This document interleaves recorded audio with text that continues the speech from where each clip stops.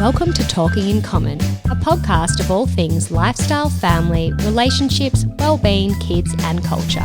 This is not a how-to, but an insight into the lives of ourselves and others and how we all manage to get by. Hosted by myself, Kate Gadinsky, and my co-host Sophie Panton. Take a listen and let's find out what we all have in common. Welcome back to another episode, our friends. How are you today, my love, Kate? I am good. I am pumped because this is our first guest episode of season 3, and I can't even believe that we are at season 3. That is wild. I know, but it's good to be back on the airwaves. Are you allowed to say that with podcasts, or is that just a radio terminology? Oh, you can totally say that because we can say whatever the fuck we want. Yeah, this is our podcast, okay? I will say what I want, as will you. A very good guest episode at that, must I add. We'll get into that in a minute. What's going on? Talk to me, girlfriend. Well, I think we should probably find out what we have in common because that's what we like to do here at Talking in Common. Funny that, right? Funny that. What do we have in common? I'm not funny, actually. I think what we have in common is we both finished reading a full book. Oh my God, Yay! seriously. Go us. I have to say, I do like reading, and I think we've spoken about this before. It is so much better to read before bed than watch TV and scroll through social media. Better, to help you fall asleep, etc. But often I get halfway through a book and I don't know what happens. I never finish it. I'm a serial book starter and never finisher. I reckon I've started 100 books and not finished them. Do you have a pile beside your bed? Yep, a rotating pile. Yeah, I quite like short stories because at least then I feel like I've accomplished something when I finish, a short story rather than a whole novel. Well, this book that we did both finish was pretty hard to put down, I'll have to say. Well, it was just so easy to read. It was the new book by Clementine Ford, who is our awesome guest today. It's called How We Love, and it's been described as a deeply personal exploration of love in all its forms. And I think she titles it How We Love, Notes on a Life or something. Yeah, something like that. I think this book also was probably very fitting for you and I guess where we're at in life and a lot of the conversations that we've been having, exploring things like self-compassion, which this book certainly does do. I mean, that was the main thing that I took out of this book, and you'll hear soon when we chat to Clementine that she sort of describes as like it was a bit of a profound moment from her that once she'd almost completed the book or once she was getting feedback about the book that was one of the main things that people were commenting on or people were noticing throughout the way that she wrote it. But she didn't actually intend to necessarily write the book in that way. Yeah, she didn't sort of set out to write it from that aspect. So that was really interesting. But like you said, it's just so fitting. I read this book a few months ago. It was like my favourite summer read. My cousin was reading it when we were away on holidays together, and to be fair, I didn't actually know that much of Clementine before that. Yeah. And I've actually really enjoyed the process of reading How We Love, getting to know her from that side that she shows in that book, and then going and researching her and finding out way more about her, advocacy for women's rights and how passionate and outspoken she is with everything that she believes in, and learning more about her kind of almost in like what feels a bit like a backwards sense. Well, I think if you just knew Clementine from social media and and you hadn't read this book, like she shows a very different side or a very different, I mean, maybe it's not very different. She just shows a different part of her, a real vulnerability that you don't always see on social media. And anyway, it was a beautiful book to read. A really soft, gentle side to her, I think. And because a lot of the topics that she does speak about on her social media, I think people find them confronting. I think people find it intimidating. But I personally believe that we really need people like Clementine in the world to create ripples in society and in the media and in everyday conversation, just to drive change. Because without people like that, um, that being brave to just say what they believe and not being worried about how they're going to be judged or perceived or what people think, we're not going to go anywhere. We're not going to Like, evolve. we're not going to evolve as a society or as people or, yeah. So I think it's really brave, and I just really admire people like her. So, yeah, that's why we chose her or should I say, that's why we asked her to be a part of Talking in Common and part of this episode, because And she kindly said yes. So I love it when our guests say yes. Yes. She's awesome. So, to give a bit more of an intro on Clementine, if you don't know her or you haven't read her books, she's a best-selling author, feminist writer, broadcaster, and public speaker. She wrote a regular column for Daily Life in the Sydney Morning Herald for about 7 years, I think. And as her popularity really soared to new heights after the release of her best-selling books, Fight Like a Girl and Boys Will Be Boys, she's now shifted to producing lots of content for herself rather than for others. And yeah, as we mentioned, uses her social media platforms to strongly advocate for what she believes in. We just had such a great thought-provoking conversation with her, ranging from motherhood to creativity, feminism, relationships, the importance of self-compassion, as we mentioned just before.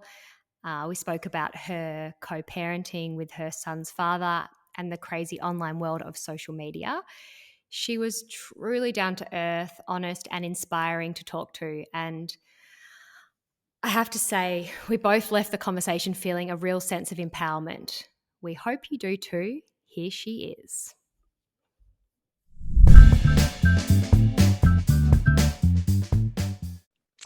Clementine, welcome. How are you today? Oh, it's so nice to be here. Thanks very much for having me. It's a beautiful day here in Melbourne, one of the last sunny days of the season, I'm sure. Got to lap them up now, don't we? Can you... Well, the world's going to be on fire soon, so... Yeah. That is very true.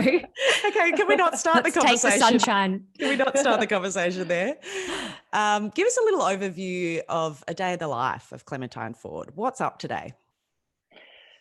Oh, I feel that's one of those questions where the answer is always going to be different, and no matter what I say, I'm going to sound to myself like a huge wanker. Perfect. Because I'm a freelancer and I do like a bunch of different things, a lot of which 10 years ago it was not classified as a job. So, I mean, social media has really changed so much of the way that we connect with people and the way that we create. Yeah. But I've got a 5-year-old and he's with me during the weekdays. And so mostly at the moment he started school. So mostly at the moment my day starts with waking up at 7 o'clock and feeling like I've got, an hour and a half, an hour and 3/4 even to get him ready and get to school and start the day on the right foot. But because I'm just so disorganized with everything, he's always ready to go. And I'm like, looking at the clock 20 minutes before school starts and still in my dressing gown. And it's so stressful having to fit everyone else's schedule into your life. So I start my day like that, feeling incredibly frazzled and on the back foot. Same. And then I everything's kind of like a mishmash of different things. Like I do a lot of work on Instagram. I really hate the term creating content, but that's what I do. And I guess like almost being swept up in where that takes you each day is quite interesting, but can be quite overwhelming too, because then you end up trapped in these like focus holes. I was saying to you just before we started that I'm, this will be familiar to many of your listeners, I'm sure. I'm one of the many 40-year-old women who are undergoing a diagnosis at the moment for ADHD, which explains a lot in my life and a lot of the way that my brain works. But it is quite stressful when you have a job that requires you to like connect with people and to create content for them, because you do end up sort of almost obsessed about the things that you're focused on that day. And it can be hard to kind of interrupt the circuitry in your brain. So Yeah. I feel like often I'm just quite mentally exhausted. I can really relate to that. Like, I'm a Yeah. creative person myself, and I do a bit of freelance work and contract work, and have, you know, a 2.5-year-old that I'm trying to get used to that A whole new lot. world. And just like every day, like, I just didn't realize structure actually really works much better for me. And I'm kind of learning it the hard way, the same as you. I get up so early in the morning, but every morning I'm late and I just can't Yeah. work it out. It's very frustrating. But Maybe before you we should get go to your doctor. Yes, well, that's right. Sometimes a diagnosis and explanation just could really put things into place, can't it? Yeah. Give you a bit of Yeah. relief, like, oh, okay, there actually Well, is the something thing, wrong with me. yeah, the thing that I find that, again, probably quite relatable to anyone who's either gone through this process or is going through it, is that, I mean, I don't have a formal diagnosis yet. I'd be surprised if it didn't turn out to be what I think it is. I've already Yeah. got OCD, which is very closely related to ADHD. Mm, Um, but for me, like, one of the things that would provide relief for it is not even necessarily medication or anything like that. That's not really what I'm after. It's more just the ability to excuse yourself and forgive yourself for Yeah. all of the years that you just berated yourself constantly, or you felt like you were a giant piece of shit, let people mm, down all the time, who was lazy, who was, didn't try hard enough. And some of that stuff comes from your own head, and some of it comes from things that people have said to you through your life, mm, like you don't value other people's time, or you don't apply yourself, or all this kind of thing. You could be doing such great things if you just applied yourself more. So I feel like that's kind of, for me, been a big part of the relief of it, that there might be an explanation that doesn't involve me being just an asshole. mm. We actually really want to talk to you all about that, what Yeah. we call like self-compassion. But we do preface all of our conversations with our guests by asking, what did you want to grow up? What did you want to be when you were growing up? So let's just start there first. Oh, okay, great. There were two things that I wanted to be. I wanted to be either an actress, Ooh, okay. um, or a lawyer. And then when I was I didn't get the marks to get into law, didn't apply myself hard enough at school, obviously. And I didn't get the marks to get in. And then I realized that I didn't want to be a lawyer. I just wanted to play one on TV. So I wanted to meld the two of them. Yeah, I think I always thought of myself as doing something, like I naturally gravitated towards something creative with no like 9 to 5 structure, Yeah. which, because that just felt to me completely overwhelming. But I never thought I would, in a million years, thought I would be able to do a job like the one that I do now, that is so rewarding and fun. And it sounds so cheesy to say all of that stuff, because again, I don't really know what my job is. But Mm. I mean, I often just say that I'm a community builder and I feminist, like and that. obviously I I'm a like that writer. terminology. Community builder. Community builder. But Yeah. yeah, I feel like I've landed in a job that is so immensely satisfying to me, and that uses all of my skills to the best of their abilities. That's amazing. So, one of the main reasons we were really drawn to wanting to talk to you was because Soph and I have been discussing self-compassion and the importance of this lately. And after both reading your book recently, How We Love, the tenderness and self-compassion that you portray to your younger self and, even your more recent self was one of the main pickups that we took from your book. You really seem to honor your past experiences with a lot of love and appreciation. And we want to know more about this side of you and where this sort of style of reflection came from. Well, thank you, firstly, for those beautiful words. And I'm really glad that that was one of the takeaways for you. And I've heard that from, probably almost all readers who've mentioned at least one thing about the book have said something about the compassion that I have to younger selves. And I have to say that it's not something that I kind of plotted out when I originally charted the chapters and the essays that I wanted to write. It wasn't something that I ever expected would come up as a result of Mm. writing this book. It's been, for me as well, one of the most surprising and satisfying is not the right word, but like really revelatory experiences in writing this book has been how it has completely changed the way that I view myself and the way that I view all of my younger selves as well. Because, like so many of us, I'm 40 years old and I've spent almost all of my life being really mean to myself. And part of that is the conditioning that we all experience as women living in patriarchy to just hate ourselves all the time. Yeah. And then part of it is just, I think, the natural kind of state of adolescence of living in self-doubt and insecurity and not really having anyone around, which is not to discredit my parents or anything like that, but not really having anyone around to boost you up, Yeah. to be your champion in the way that you really need to when you're that vulnerable and young, and also really vulnerable to to the dangers of other people. So when when I was growing up, I would say all of the same things that we've all said about ourselves, really negative self-talk, horrible things that you would never say to another person on the Yeah. street at all. Things I would never say to my son, who looks exactly like I did when I was his age, but that I've held photographs of myself and made fun of myself and laughed at, my gappy teeth and the way that my face looked and my size and my hair and all these things. And then you kind of like showcase those things to other people as well in this act of sort of self-deprecation, that you want everyone to know that you're in on the joke of yourself. Yeah. So years like posting photos of myself on Facebook. Oh my God, look at this jork. Look at what was I wearing? She was such a loser. All of those terrible things.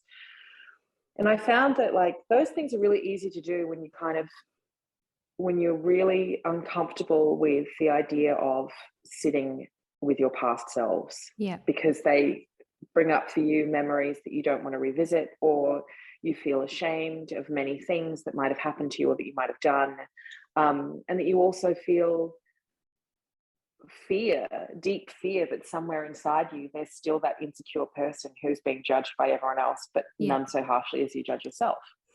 So when I was writing the book, and so much of it takes place in my teenage years and then in my young adult years, I couldn't spend all of those months in those memories and trying to explore what it was that happened to me and what I learned about love and life in those times, without also becoming really compassionate towards the women that I was in those memories with, which was myself or Yeah. the girls, at younger age, and really starting to understand them and give them the love that I've never given them before. And then I emerged from that experience with this very profound sense that not only were these girls and women all obviously a part of me, and they are me, obviously, but that they exist as completely separate beings who are worthy of respect and love and care and acknowledgement of their lives in the way that all of us are worthy of those things and deserve those things. And so that now my obligation as the carrier of those girls and women is to carry them gently and with kindness and with reverence and with gratitude. And they exist in so many other young girls and women too. Like that's one of the things that Kate and I were saying. We were like, it's just so relatable. Like almost every story, the way that you've written it and the way that you reflect on it, there is like a sense of finding yourself within those experiences that you're describing. And it's really comforting because I think it doesn't matter how confident you are or like what your situation or environment or upbringing has been like, everyone, especially as teenagers, goes through this awkward stage of like, self-doubt, self-diminishing thoughts, questioning, navigating the world. It's a weird world. And it was very refreshing and comforting to. I remembered so many things from my teen years that I'd completely forgotten about when I was like reading your book. Just like certain situations I might have put myself in, or certain feelings that I felt, and things that I would have done to, try and fit in, or put myself in situations that weren't me, or that looking back now, I'd go, oh my God, I cannot believe that I would have ever done that. But I guess that's a part of growing and learning. And I think you're incredibly brave for sharing your experiences with everyone, because I think back to some of mine, I'm like, oh my God, I just couldn't tell anyone that, but I feel like maybe I could now after reading your book. So I think we both gained a lot from it. I think it's really helpful as well. I mean, like childhood self stuff is really common with therapy, which I haven't done a lot of therapy, to be honest. I always tell other people that they should do it, but I've never really kind of done a lot of it myself. Maybe because I feel like I've kind of like engaged in therapy on the page, which is a Sounds cop like out. I writing know is that. your therapy. Yeah. Did you find this book a form of therapy for you? Absolutely. Yeah. I feel like, being willing to kind of go down those paths and to do them with no judgment, but to do them just like with openness was really life-changing. And I think that, if that still feels like a really foreign practice to people, for me, I think externalizing those selves is the best place to start, because once we separate ourselves from our 16-year-old self, and we can look at her not as a reflection of who we were, but we can look at her as someone who is trying, and someone who is scared a lot of the time, and someone who is probably dealing with, this will be true to varying degrees for everyone, but someone who is dealing with at least one thing that makes her feel uncomfortable every day. Yeah. Or a person who is invading her boundaries, whatever it might be. We look at them as being women on the cusp of adulthood who haven't yet been given all of the tools, and certainly don't have all of the support, and who really are just lacking in someone to kind of hold their hand through it all. And we can come at them from that perspective of kindness and compassion.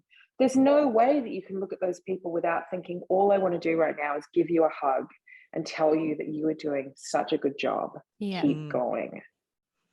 I think, just looking after yourself mentally and emotionally, just in general, it can be a really, really scary thing. Often, we talk about self-care, and I think that means different things to different people, which Soph and I have kind of explored that a lot since becoming mums, but more recently realizing that it's actually self-compassion that we probably need to prioritize and I guess allow ourselves to be kind to ourselves, because, if you're not feeling strong mentally, everything just can kind of spiral out of place pretty quickly. How do you sort of feel about this?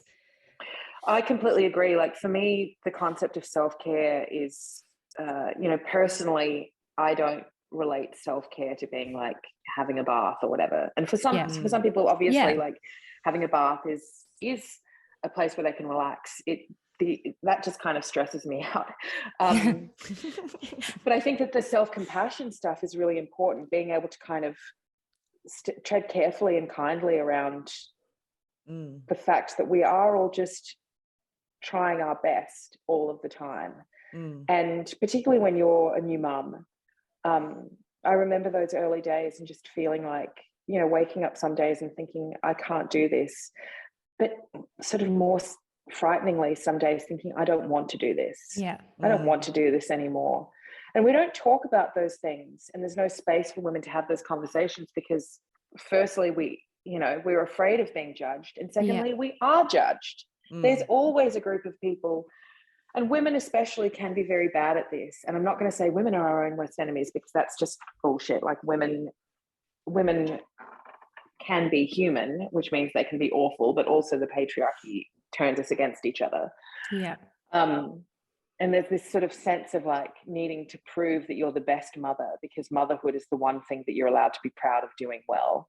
Totally. You're not allowed to be proud of doing anything else. So I feel like those days, there's so much silence, because none of us want to say, I'm really struggling, or I really don't like my child today, or today I'm having a day where I regretted doing it.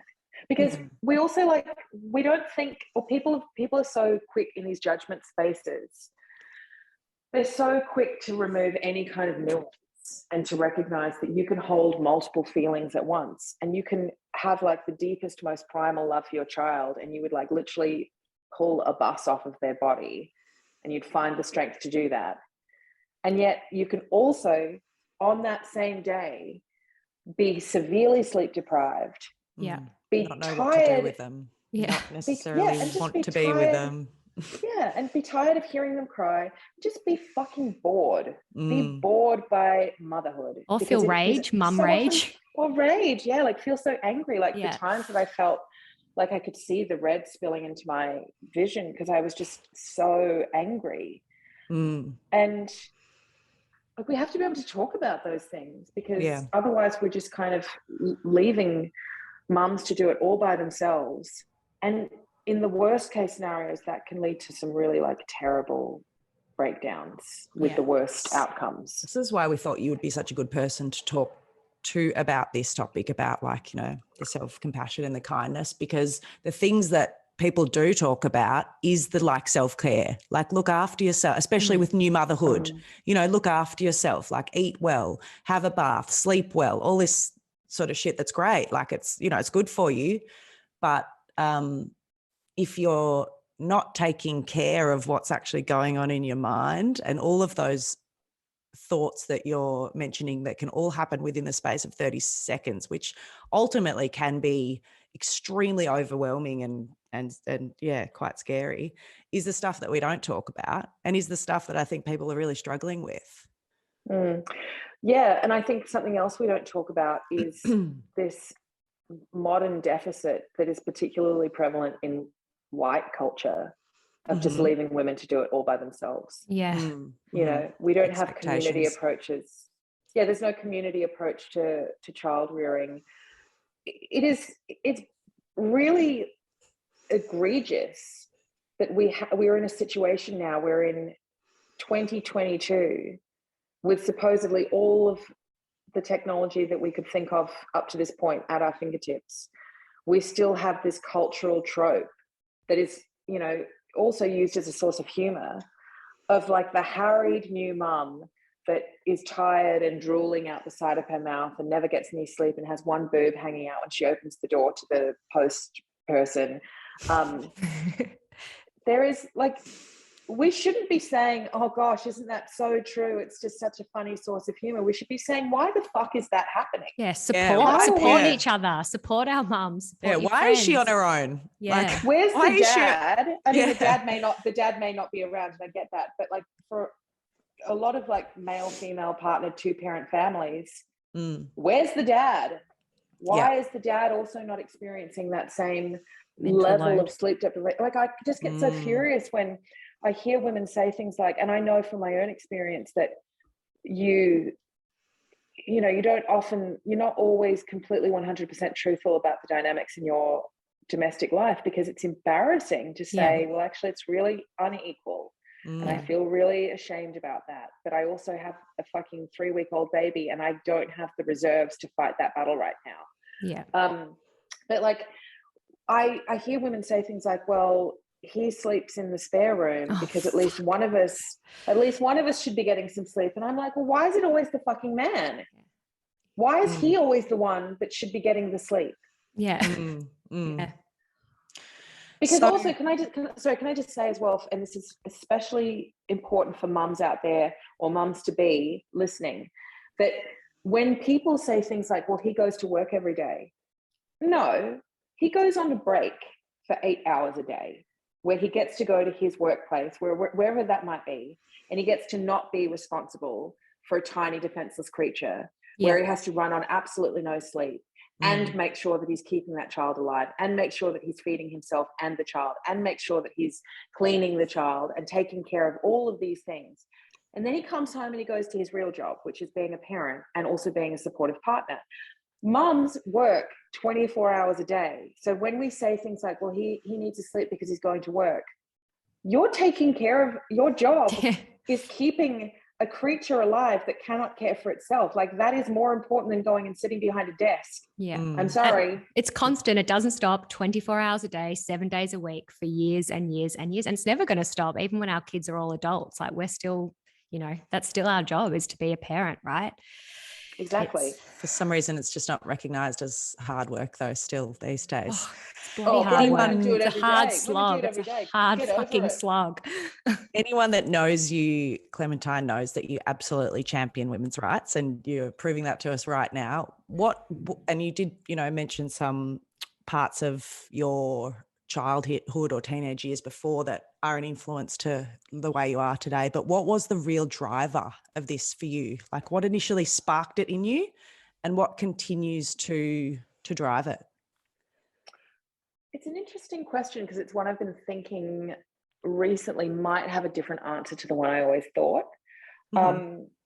So I didn't grow up in like a particularly I certainly didn't grow up in a left-wing house. I mean, my dad is a Liberal voter.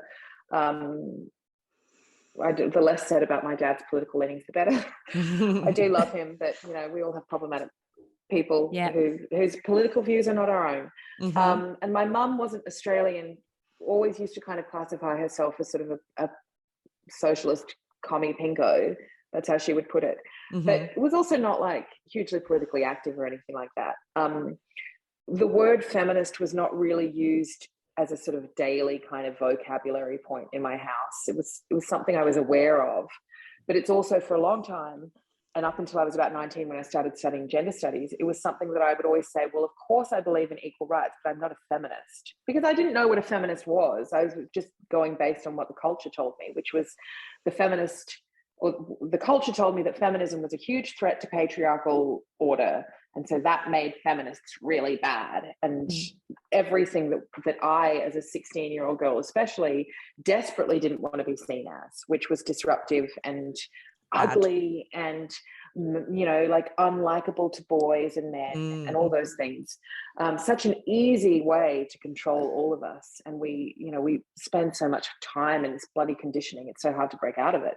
But I can also say, as an aside, once you do break out of the need for mental IQ, it is very, very liberating.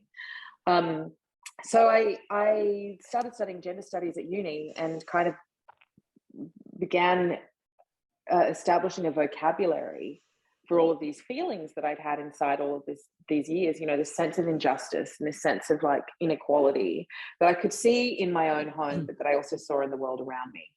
And I met other women, which was the most important point of it, which was that I established a feminist group of friends where we didn't have to pretend in front of each other, and we didn't have to explain, we didn't have to downplay or like water log any of the things that we thought, because we were just like, yeah, world is fucked. Which was really like one of the most profound lessons I learned at such a young age, is that in any political movement and in any kind of group of marginalized people who are seeking solidarity, they need to have spaces where they can just be completely, fully 100% themselves with other people who know what their experience is, which is why it's so important for us to respect the need for autonomous spaces amongst those groups, you know, groups of any marginalized people. So that's kind of the broader story. But then more recently, I've been thinking as well that I did have a very profound sense of what was right and what was wrong when I was a kid, in a way that a lot of kids do, but that I was sort of very deeply wedded to the idea of things being fair. Why? And I remember... Why was that, do you think? I'm thinking now, again, like it's very early on in the process for me, but what I'm reading about ADHD and about that kind of neurodiversity is that there is sort of more of a, I don't want to say black and white because that's the incorrect terminology. There's more of a sort of clear-cut idea of like fairness, you know, this sort of like raging sense of indignation that things not be fair. I don't know, the way you're wired. Very, very early on, like I'm just hearing that that's kind of like quite common amongst those brains. And when I was young, I remember saying to I had an older brother and sister, and I remember saying to my dad, because my brother would always be excused at the end of dinner to go and do whatever it was he wanted to do, well, girls, you get up and do the dishes. And I remember thinking how strange it was that my dad was the kind of person who would always tell his daughters that they could grow up to do and be anything they wanted, but first they had to wash the dishes. And I just couldn't doesn't really wrap make my sense, head does around. it? No, and I couldn't wrap my head around where it was coming. Like it was like just seemed I couldn't understand it on any level. And I remember arguing with him, and I was always the one again that was told, like, why do you always cause the problem? Why are you always pushing? Why are you always doing this and that and the other? And I remember saying, I will wash the dishes every night if you make Toby do it every other night. If you let Charlotte and Toby alternate, I will do it every night without complaint. But I just felt it was so unfair that he was given, you know, he was just excused every night. And my dad would push me out of the way and he'd be like, oh, just bloody go away. I'll bloody do it myself. Always causing a problem. And I felt really like bruised by it. You know? and I know that that's a common feeling for a lot of women as well, just generally, that when we try and articulate our rights and when we try and articulate the rights of other people around us, and we're sort of gaslit into thinking that we're causing a problem, or that there's no issue here, that we're just seeing things that don't exist, or that we're being disruptive, or whatever it might be, we end up feeling incredibly bruised, because actually all we're doing is saying this isn't fair. We want it to be equal. We want it to be fair. Yeah, fair, true. And then we're made to feel bad about that. So being such a strong advocate for women's rights, how do you feel about raising your son? Like, what is your approach to parenting him? I feel really scared at how technology has made things a lot less predictable when it comes to how we shape children. Yeah. I try my best, which is what we can all at least strive to do. I'm really fastidious about like fairness, about him participating in the running of the house. You know, like it's just him and me who live here, but he has to help with everything. You know, I don't like pick up his toys for him. I don't pick up his clothes. He helps me with the washing. He has to like put his plates in the dishwasher and stuff like that. I mean, he's 5, like he can do all of those things. If he can build the bloody Millennium Falcon out of Lego, then he can figure out a washing machine. So I just try and like remember that there's no magical point at which we can start teaching children things, because that magical point is the day that they come out of us, however that may be. You know, that we don't suddenly talk to 16-year-old kids about consent and think, right, that's when we start that conversation. You know, we talk about consent from before they're even verbal. Yeah. We give them signs of consent, and we listen to their consent. If they don't want like if a baby is crying and doesn't want someone to hold them, usually they'll be handed back to their mum where she'll calm them down. That is humans understanding and acknowledging nonverbal consent in a way that suddenly when you start talking about teaching consent to adults and to adolescents, all of a sudden we have to be really careful about how we make people feel, you know? Like consent is very basic stuff. Yeah. But the culture doesn't want us to fixate on sexual consent, because it might then somehow change what it is we understand and what it is we value about entitlement. Yeah. There's a lot of conflicting messages in our culture and in society, isn't there? And I think you're right. Like we don't give young kids, it's again another part of a lack of our culture. I think like we don't give our young children enough credit for how much they've developed at such a young age, and allow them to participate in tasks that they're very capable of doing and very capable of proving that they can do at an age where you use an example like that. Like if they're capable of doing one thing, they're most definitely capable of doing another. We don't give them enough credit for that. I read something the other day, that said that we can adolescents these days consume in a week what we used to consume within a year, like due to social media. I'm like, that is really, really scary. Like that is a lot. That is really scary. A week versus a year. Yeah. Sorry, I interrupted you. Well, no. I was just going to say that I think that we have to, respect our children's bodily autonomy as well, in a way that might, in the beginning, when we first start practicing doing it as a society, feel like we're being too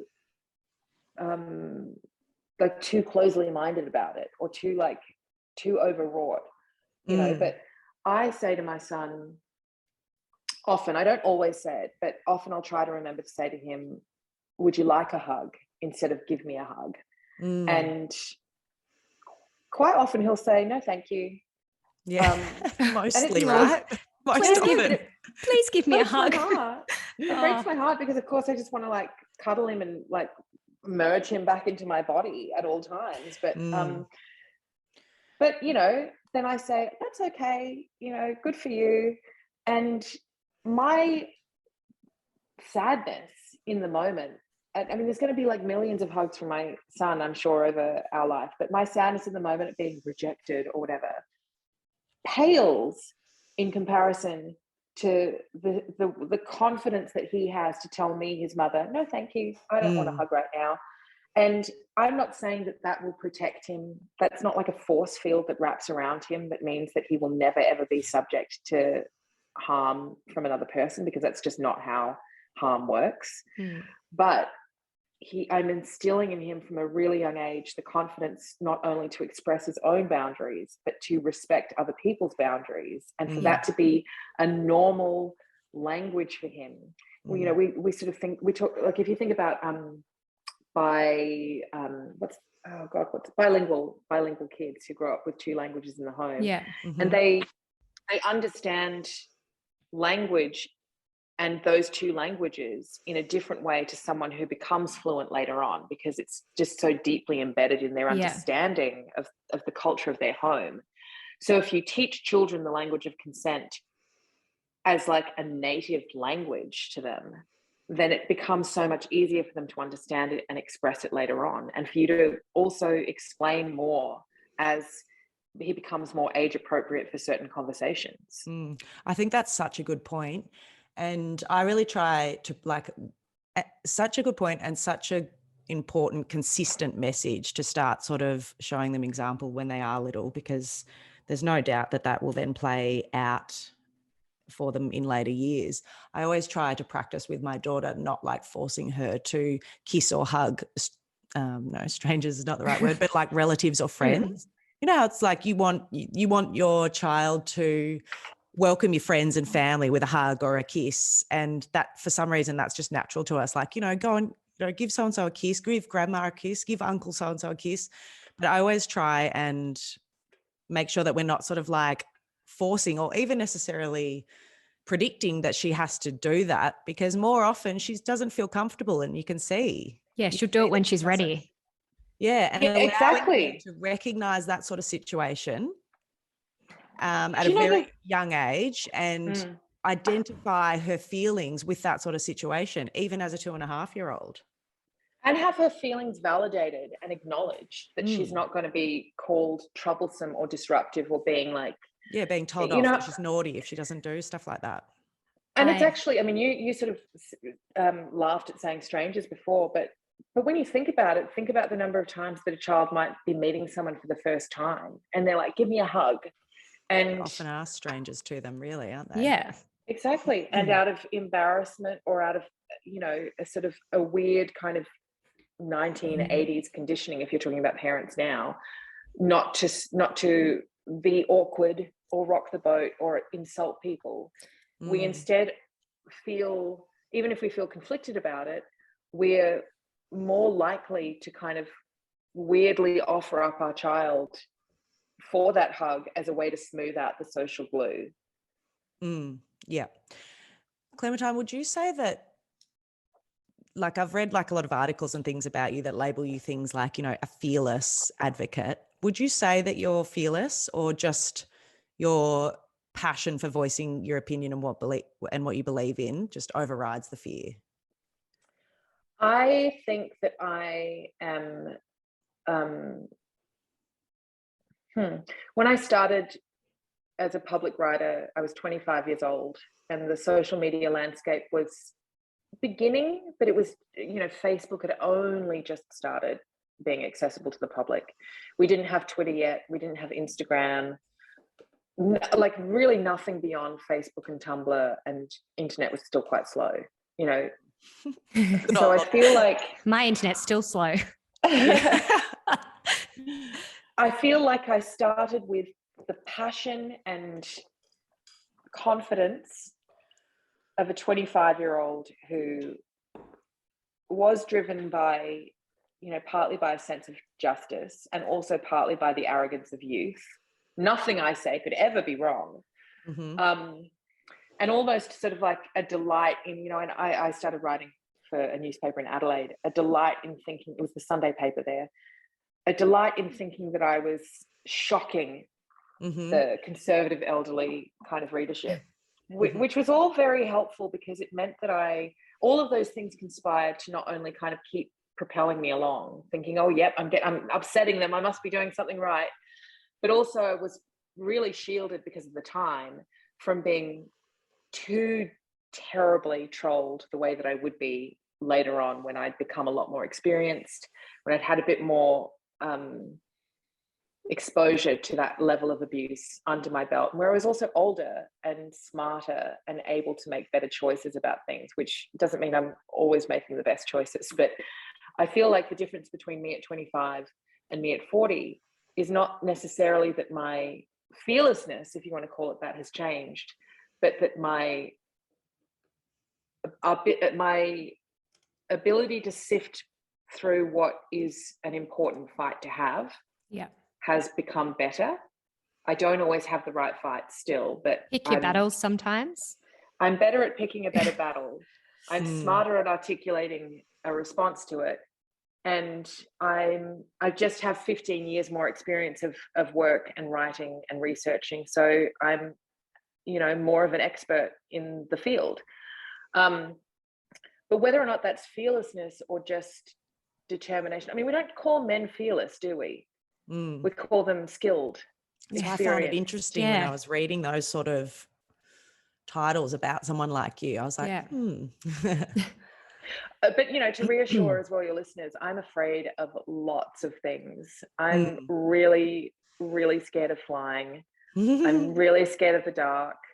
I'm scared of being human. I'm scared. I'm actually really scared of the dark too. And I'm glad you just said that, because I feel a bit insecure about it. Sometimes at night I'll need to get up to go to the toilet. I'm like, I get, I don't know, this sense of... It's so weird that we kind of pathologize these fears in adults as if somehow to like have natural fears of things, like, for example, like the dark, things you can't see. And there's lots of reasons, PS, that women would be afraid of the dark. Seriously. In their own home.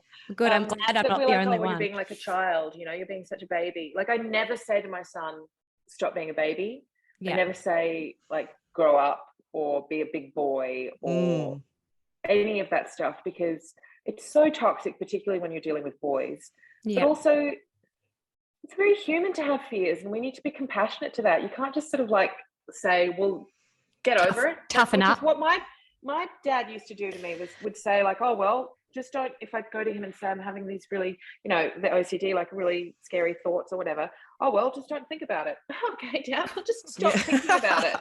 That's really helpful. I'll stop my thoughts. It's another quite like sexist thing too, the connection of like being scared of the dark, like being just a girly baby thing. It's a baby. Like and grow up then big. girls are scared of the dark. Like, anyway. Clem, you lost your own mother far too young, and I guess what I want to ask is, was there a sense of grief involved in having your own child and becoming a mother without having your mum around? Absolutely. It's really, really hard to be a motherless mother. And I feel, when my son was a baby, I had to really kind of wrestle with my resentment. It wasn't overwhelming, but, when I was in mums groups and they would complain about their mums interfering, or they'd complain about mother-in-laws, God forbid, wanting to help with their child, even if it wasn't always in the most helpful or supportive of ways. I mean, I'd have to really remind myself, look, everyone's experience is informed by their own experience. Everyone's experience of motherhood is informed by their own experience of life. And if you haven't lost your mother, you don't know how much you would how much you'd give to have your mother come over and annoy you all day. And tell you what you're doing wrong with the baby. But we can't, I also would say to myself, like, I'd remind myself, you can feel some private feelings of grief about it, but you can't blame other people for like not respecting your experience or whatever, because of course, like, we're all going through our own motherhood journey.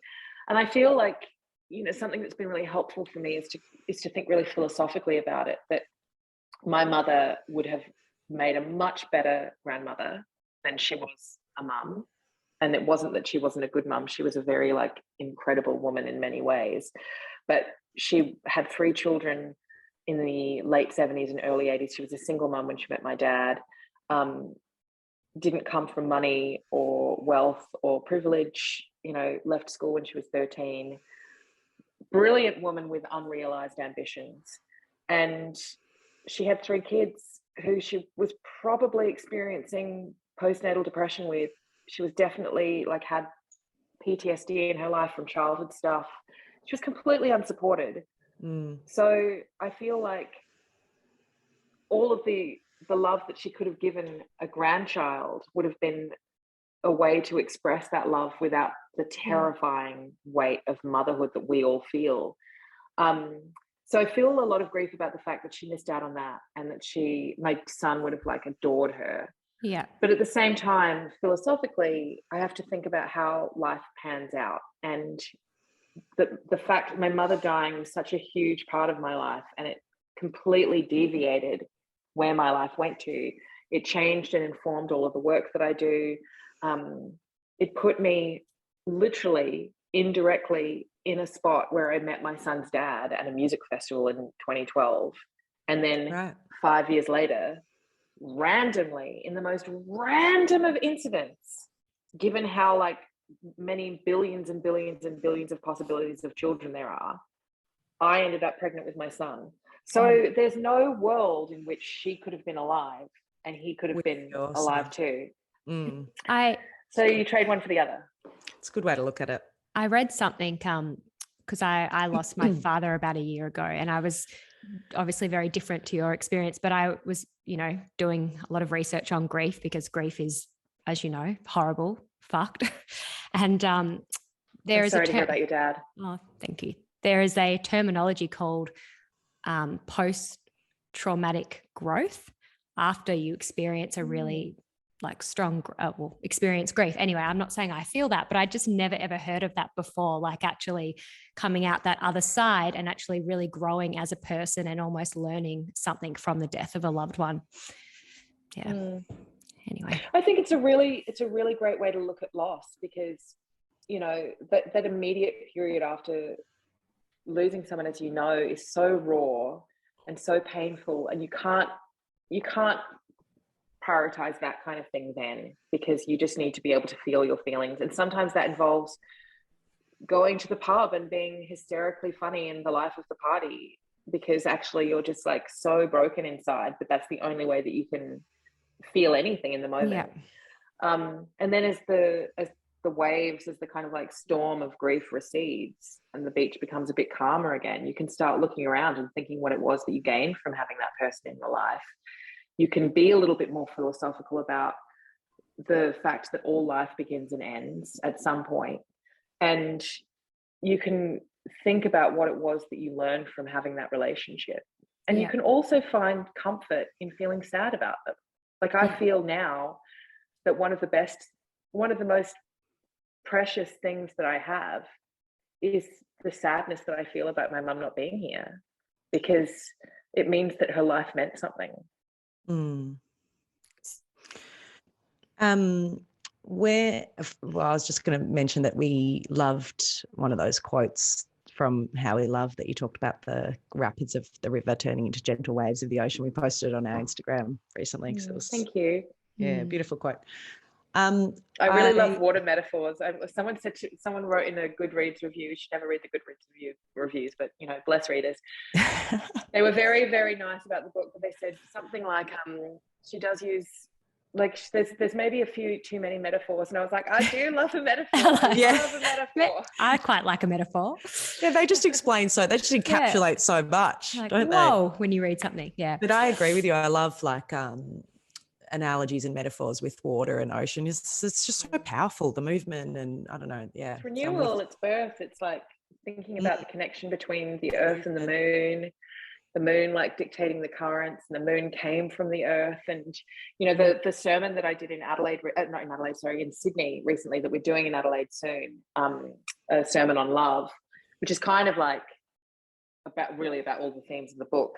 But I talk about the universe and the formation of earth and the absolute randomness of how we're all here, and how in that randomness, in the fact that like literally just a cosmic body hurtled at great speed billions of years ago into a giant lump of rock that was the Earth, or that formed the Earth by melding with that planet, and then a bit of rock kind of flew off and became the moon, and it created the exact perfect conditions for human life to exist.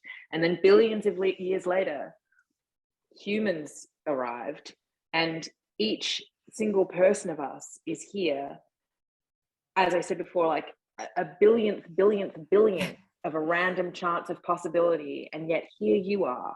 Here I am. It really blows my mind. I Clementine. it really blows my does mind. my head in, yeah. But it makes everything so precious. Yeah. You know? Yeah. And it sort of makes everything meaningless, but also meaningful. full of meaning at the same time. Yeah. So talk to us a little bit about the combination of your work and having a small little baby at home. Because at the time that you had your little boy, like in the first couple of months, you had dived back into work pretty quickly. You were writing, you even released a new book at that time, and it was all like pretty quick to jump back into everything. What made you juggle all of that so early on in your new motherhood and, you know, new stage of babyhood? I mean, the basic answer is just necessity. I was the only one working in the house, right. and my job could be done from anywhere. Right. And so I needed to keep making money to pay the bills. I also had, my book came out 7 weeks after my son was born, and that was when we went on book tour. So I knew that at most I was only going to get 7 weeks off. Far out. Yeah. So, and I was like, this time around, or like you say, it was necessity, but I was walking around. I would walk around at the time for months and months and months, you know, trying to like figure out the sleep. And, you know, he also only really wanted to be with me, which is an excuse that we all make, because we could have forced the issue more, or, you know, I could have had more support. I didn't really have a lot of support, and that's all I'll say about that. I would walk around with him in the carrier or in the pram during his nap time, and I would type articles out on my phone, because I was still writing 2 articles a week and still doing various things for different places and book-related stuff. And, you know, I'd be walking around the streets of my neighborhood typing these articles on my phone. And I just needed to keep working to make money. But at the same time, I think I also needed to keep working because I was so overwhelmed by what it suddenly meant to be in charge of this baby. And the only way that I understood how to be was to keep producing work. That was kind of what kept me sane, I think. I think if you asked me would I do it differently now, this is going to sound quite self-aggrandizing, and I don't mean it to, but I don't know that I could do it differently. I find it so hard to switch off. And I think if I'd let myself, or if I'd been in a position where I'd been supported to just be at home with the baby, I see, when I think about, you know, it took me so long to kind of fall in love with my son that I still think about those early days as just being the baby. It's kind of like squalling thing that sat, you know, like in a blob on my lap. I think I would have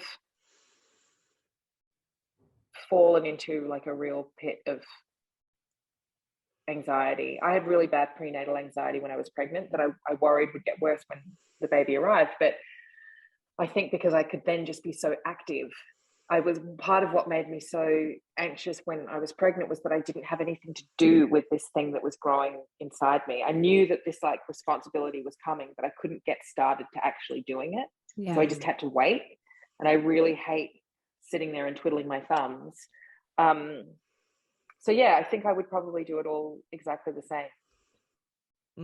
I remember reading that you had done like a Facebook post or something at the time too, just sort of like reiterating to, you know, the people that follow you that you don't have it all together, like that you weren't sort of setting the wrong impression to other young mums, like sitting back there in a world of whatever it is, the world they're in, looking at you going, how the fuck is she doing it? Yeah. Like at 7 weeks old, she's just released a book. She's out doing, I mean, it's yeah, I remember that one. And I was sitting in the food court of the Emporium in Melbourne, and, you know, it's kind of like physically leaking in my pants because I wore tenor pads for like the first 8 months of my child's life because I, you know, had a birth injury and I had really terrible pelvic floor recovery.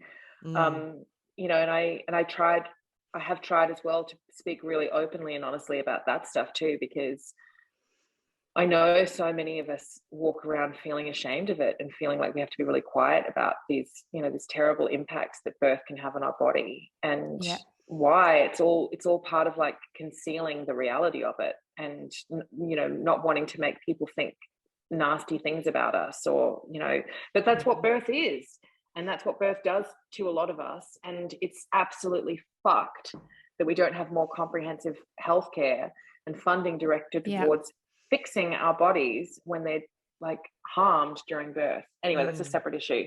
But I remember just education. But essentially just education. With what your bodies go through, then we're just expected to kind of bounce back and just look after a baby and just get on with our lives. It's like, hang on, look what your body did when you were growing a baby, and then now the baby's out, you're just expected to be back to normal. Like, no, that doesn't make sense. Weight, you lazy bitch, you know.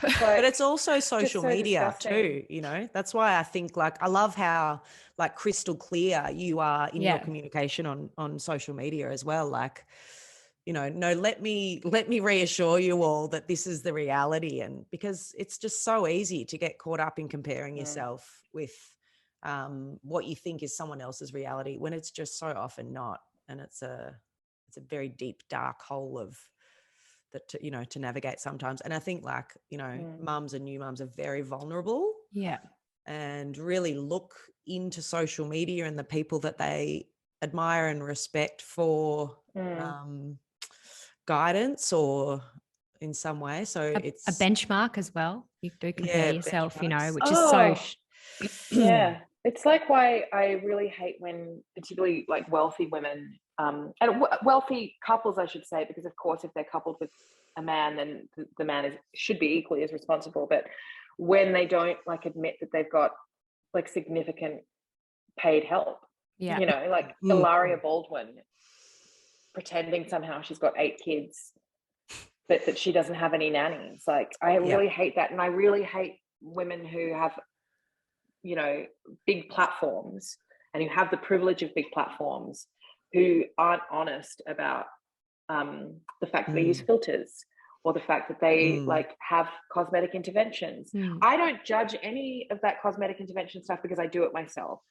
But I feel like it's been really important for me to say, this is what I had done. This is what I'm getting done.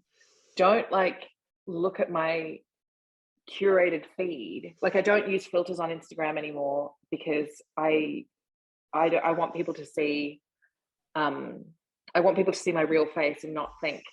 I used to use them, and it used to really make me feel uncomfortable that people would reply to a story and they'd say something like really kind and nice about like, oh, you look so pretty or whatever. And I would think, but I don't look like that because that's a filter, and my skin doesn't look like that. And your skin looks amazing right now. Oh, thank you. Well, you know, you're glowing. Got the privilege of spending a lot of money on it. Maybe cut that bit out. I just think that like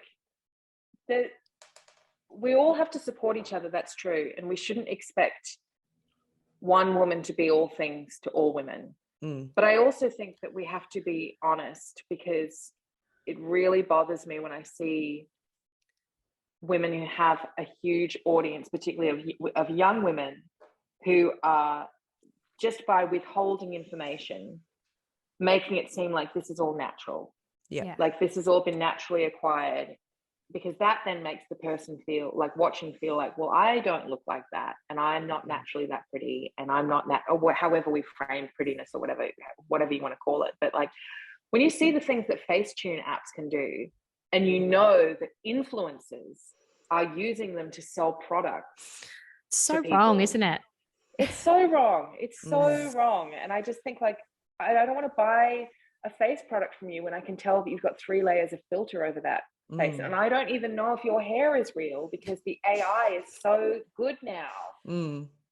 At least we're in a stage where we've seen that transition, so we can almost Yeah. identify when it's real or not. But like, what about for our kids? That's what freaks me out, Mm. that like it'll be so advanced and so normal by that stage. Or maybe let's hope we just do a full Ah, 360 and come back to, all living in communes and living off the land and Well, living off the it's grid interesting. because Yeah, it's interesting because on the other hand, that'd be nice. we have a lot more diverse representations of. I mean, it's still not perfect, but we have way more diverse representations of bodies Mm. and of, it's true. it's not wall to wall white people on television, although it's still wall to wall white people in like the top levels of television. Hmm. Um, but like it would have been really powerful for me as a 16-year-old girl to see some of the women's bodies that I'm seeing out there now that are like celebrated, and that the women themselves are like, I look amazing and I'm Mm, not this or that or the other. I'm not this one particular body type, which is that's kind of what I find confusing, I guess, because I feel like it's almost like we're living in two parallel universes. On the one hand, we have more scope for what is considered attractive, Yeah. and on the other hand, we're still operating very much in this economy of beauty where you still have to look, you might be able to have a different kind of body shape, but you still have to look hot, or mm, you still have to like um, conform in some way to what the machine tells you to do. And I'm as much a part of that as anyone else. Like what I say now is that um, we're all kind of navigating our way through a patriarchy, and we have to figure out which steps we take each day to lead us more effectively to our goal.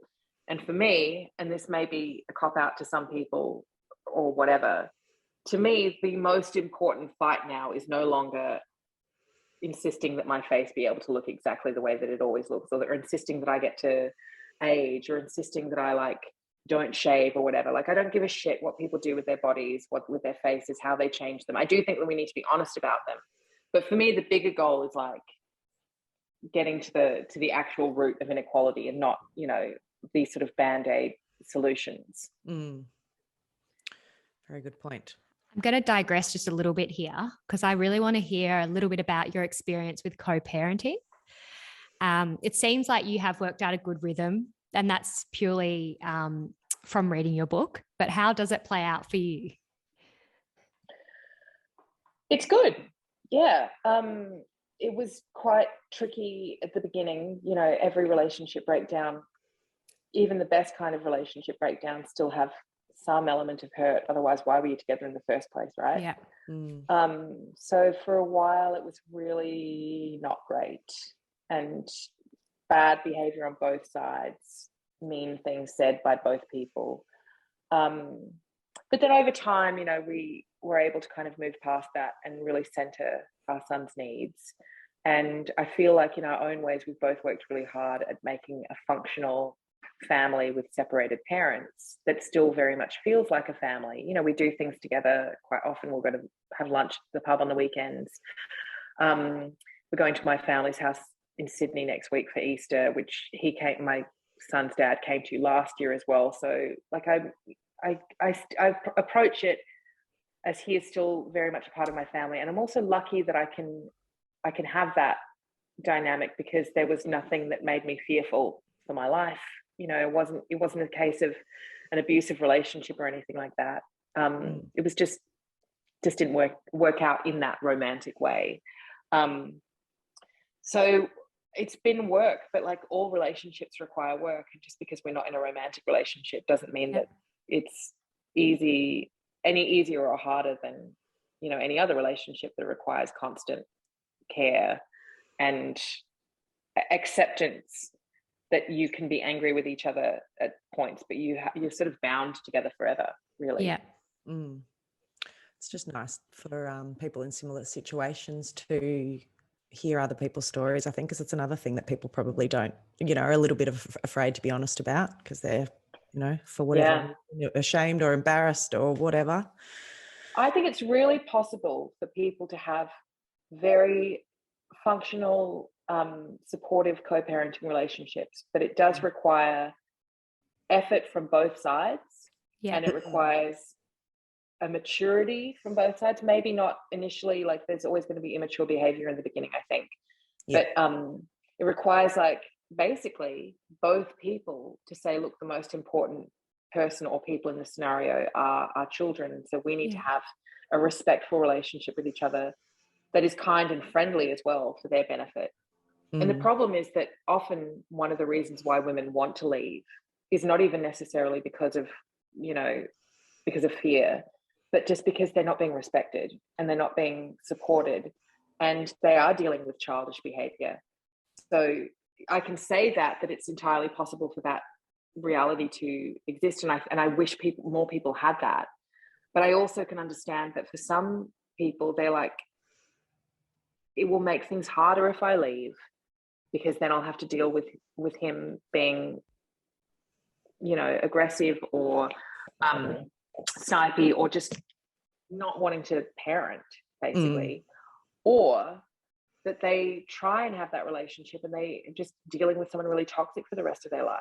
And so then I go back to the other thing that I would love to impart on younger women in particular, especially if they haven't had a baby and they think they might want to, is that don't prioritize finding the guy that you think is so hot, or that you love so much, or you're so attracted to, or you think you just loves young dream and you're going to spend the rest of your life together, because probably you're not. Or at the very least, your feelings for that person will change. You are not ever going to feel for the rest of your life that dizzying romance that you feel when you look at him at 25 or 30 or whatever. And especially once you have a baby, as you two both know, your concept of who you are changes so profoundly.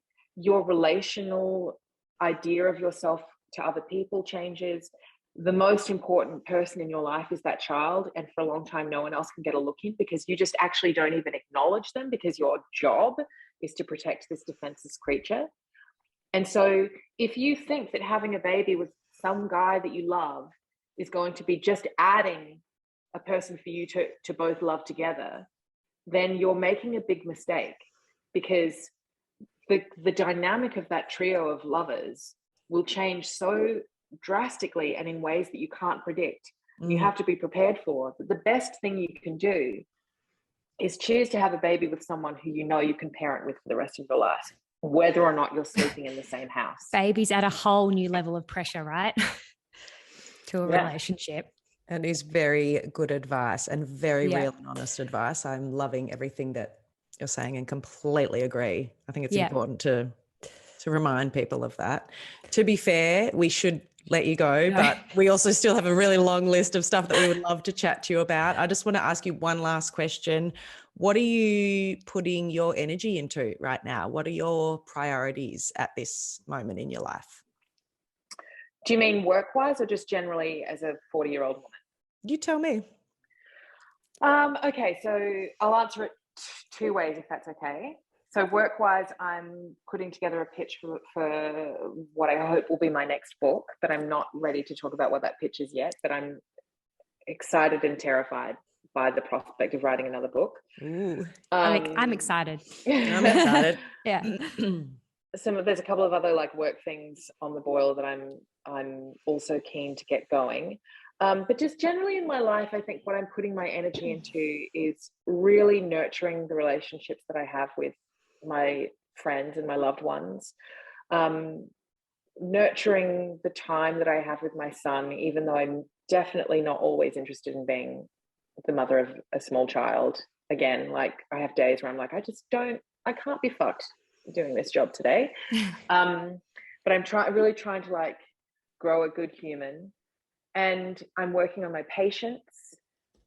But that nurturing thing, it's so important for us to look at the people who hold us through our life, who are our friends, who we don't have necessarily a physical romantic relationship with, but that our relationships with are extremely romantic, in that we love each other and that we witness each other. And to understand that they require as much attention and time and care as like people who might be our partner. Yeah. You know, I hear from a lot of women who say that they would love to have friends. I'm always talking about how important women friends are, and they're like, I'd love to have women friends, but I don't know where to find them, or I just can't find my people, or whatever it is.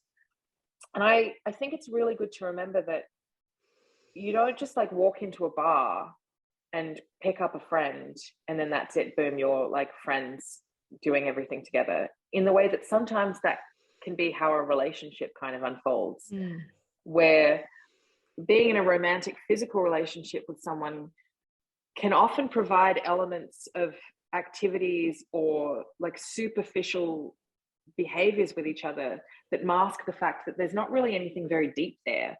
You just happen to sleep together and go out to dinner sometimes, you know, or like watch Yeah. TV together, but there's not really any depth. Whereas a friendship, a really like profound friendship, you can't escape from the fact that you need to connect on a really deep level. Yeah. And we need to date our friends in the same way that we date our romantic lovers, by which I mean we need to like go out to dinner with them, like one-on-one or like 3 people or whatever, but like we need to put time and effort into respecting those friendships and those relationships and growing them and valuing them in the same way that we do our other kind of you know, like the people that we might sleep with, because they're not secondary in our life. They're not like our backup people that we hang out with when our partner's busy or whatever. There are people who will be with us until the end, so we need to respect them in that way. That's so true. That's such great advice. Yeah. Can't underestimate friendship. Thank you so much for joining us and for being, you know, the amazing woman that you are, and for all the great work that you do.